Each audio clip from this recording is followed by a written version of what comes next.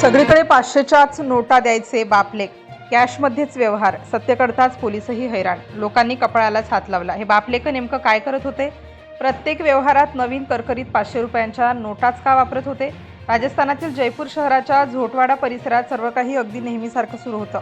बाजार भरत होता, लोक खरेदी विक्री करत होते आणि गावाकडच्या भागात पशुधनाचे व्यवहारही नियमितपणाने सुरू होते.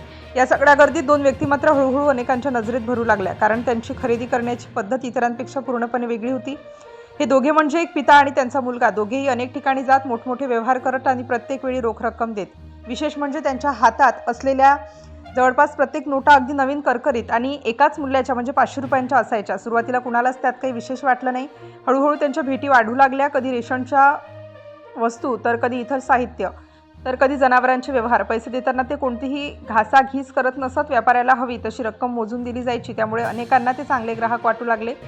मात्र काही लोकांच्या मनात एक छोटासा प्रश्न सतत निर्माण होत होता. प्रत्येक वेळी इतक्याच नवीन नोटा कुठून येतात? ऑनलाईन व्यवहार टाळण्यामागे नेमकं कारण काय आहे? पण कोणाकडेही या प्रश्नाचं उत्तर नव्हतं. दिवस पुढे सरकत गेले आणि त्यांचे व्यवहार वाढतच गेले. गावोगावी त्यांची ओळख तयार झाली. अनेकांनी त्यांच्याकडून पैसे घेतले. कुणालाच त्यांच्यावर संशय घेण्याचं कारण दिसत नव्हतं, कारण बाहेरून पाहिलं तर सगळं अगदी कायदेशीर वाटत होतं. परंतु प्रत्येक गोष्ट कायम लपून राहत नाही. एका जागरूक व्यक्तीच्या लक्षात आलं, काहीतरी वेगळं आलं. त्याला या नोटांबाबत आणि या दोघांच्या व्यवहारांबाबत शंका आली. ही शंका दुर्लक्षित न करता त्याने पोलिसांशी संपर्क साधला. यानंतर संपूर्ण प्रकरणाने वेगळंच वळण घेतलं.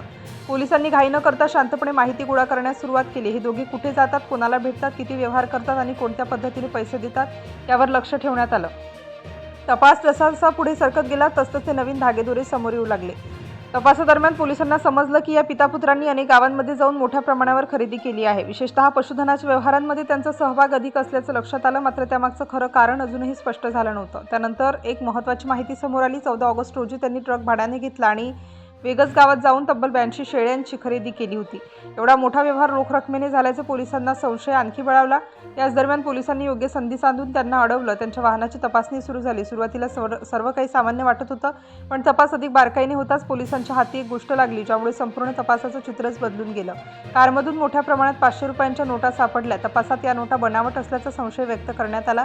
त्यांची एकूण किंमत सुमारे 9 लाख रुपये असल्याचं समोर आलं. यानंतर पोलिसांनी चौकशी अधिक तीव्र केली. चौकशीत मिळालेल्या माहितीनुसार पोलिसांनी झोटवाडा परिसरातील त्यांच्या घरावर छापा टाकला. घराची तपासणी सुरू होताच अनेक धक्कादायक गोष्टी समोर येऊ लागल्या. प्रत्येक खोलीची बारकाईने तपासणी करण्यात आली. या छाप्यात पोलिसांना नोटा तयार करण्यासाठी वापरली जाणारी अशी 2 मशीन आढळून आली. याचबरोबर मोठ्या प्रमाणात तयार केल्या जाणाऱ्या संशयित बनावट नोटा जप्त करण्यात आल्या. त्यांची किंमत सुमारे 85,94,000 एवढी असल्याचं सांगण्यात आलं. तपास अधिकाऱ्यांनी सांगितलेल्या माहितीनुसार आरोपी मूळ नोटांचा वापर करून रंगीत प्रत तयार करत होते. त्यानंतर त्या कापून चलनासारख्या दिसतील अशा पद्धतीने तयार केल्या जात होत्या. त्यामुळे पहिल्या नजरेत त्या खऱ्या नोटांसारख्या वाटत होत्या. याच कारणामुळे अनेक सामान्य नागरिक फसले. व्यवहार करताना नोटा खऱ्या आहेत की नाहीत हे लगेच लक्षात येणं कठीण होतं. विशेषतः ग्रामीण भागातील अनेक लोकांनी या नोटा स्वीकारल्या होत्या. तपास जसा पुढे गेला तसतसे या प्रकरणाचं गांभीर्य वाढत गेलं. पोलिसांनी संबंधित व्यवहारांची माहिती गोळा केली. कोणकोणत्या ठिकाणी या नोटा वापरण्यात आल्या याचा मागोवा घेतला आणि त्यातून संपूर्ण साखळी उलगडू लागली. या प्रकरणामुळे एक महत्त्वाचा धडा समोर आला. कोणतीही नोट अगदी नवीन दिसत आहे म्हणून ती खरीच असेल असं गृहीत धरणं योग्य नाही. मोठ्या रोख व्यवहारांमध्ये काळजी घेणंही तितकंच आवश्यक आहे. डिजिटल व्यवहार वाढत असताना अशा प्रकारचे गुन्हे रोखण्यासाठी जागरूकता महत्त्वाची असल्याचं या घटनेतून दिसून आलं. संशयास्पद व्यवहार दिसल्यास संबंधित यंत्रणेला माहिती देणं किती महत्त्वाचं आहे हेही स्पष्ट झालं. पोलिसांच्या सातत्यपूर्ण तपासामुळे या प्रकरणाचा उलगडा झाला. मिळालेल्या माहितीनुसार आरोपींना अटक करण्यात आली असून पुढील कायदेशीर कार्यवाही सुरू आहे.